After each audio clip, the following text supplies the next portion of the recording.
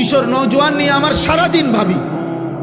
রাসূলুল্লাহ সাল্লাল্লাহু আলাইহি সাল্লামের হাদিসের বক্তব্য, কোন সমাজের মধ্যে ছেলে মেয়েদের মধ্যে যদি যৌনাচার বেড়ে যায়, সবাই যদি বেহায়া হয়ে যায়, খোদার কসম নবীর হাদিসের ভবিষ্যৎবাণী, ওই সমাজের বংশ, ওই নামাজের নারীর সতীত্ব ঘরকে ঘর আর নিরাপদ থাকে না। প্রত্যেকেই তো তখন কোনো না কোনোভাবে সুযোগ তালাশ করে বেবিচার।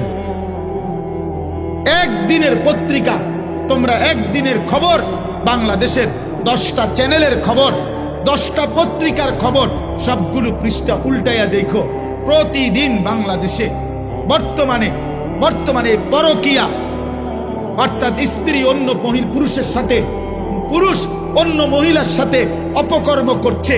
আর এই কারণে প্রতিনিয়ত খুনাখুনি, মারামারি কি পরিমাণ হচ্ছে প্রতিদিন তুমি দেখো, তোমার বিবেক থাকে। তুমি দেখো এই সমাজে পরকীয়া এখন কি অবস্থা। সবাই বেসামাল। বিবাহিত নারী যদি চরিত্রহীন হয়, অবিবাহিত মেয়ের কি হবে? বিবাহিত পুরুষ যার স্ত্রী আছে বেটা, ওই যদি চরিত্রহীন হয়ে যায়, তাহলে অবিবাহিত ছেলের হালাত কোথায়? আপনারা কেউ ভাবতেছেন না। আপনারা সবাই মনে করতেছেন, আপনারা সবাই ভাবতেছেন নিজের মতো করে ছেলে পেলে বড় হইতেছে। না রে ভাই, বড় হইতেছে না, ছোট হইতেছে, চরিত্রহীন হইতেছে, লম্পট হইতেছে, চরিত্রহীন হইতেছে।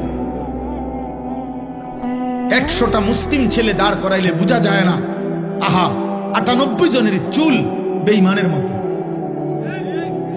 100টা মুসলিম ছেলেকে জিজ্ঞাসা করেন, বাবা আজকের সারা দিনে যতবার পেশাব করছো, অতবার টয়লেট পেপার নিছু কিনা?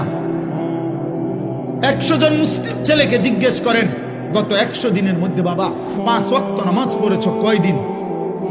100টা মুসলিম ছেলেকে জিজ্ঞেস করেন, গত 24 ঘন্টার মধ্যে মোবাইলে নারী ছবি, উলঙ্গ দৃশ্য দেখেছ রাতে দিনে মিলে কতবার?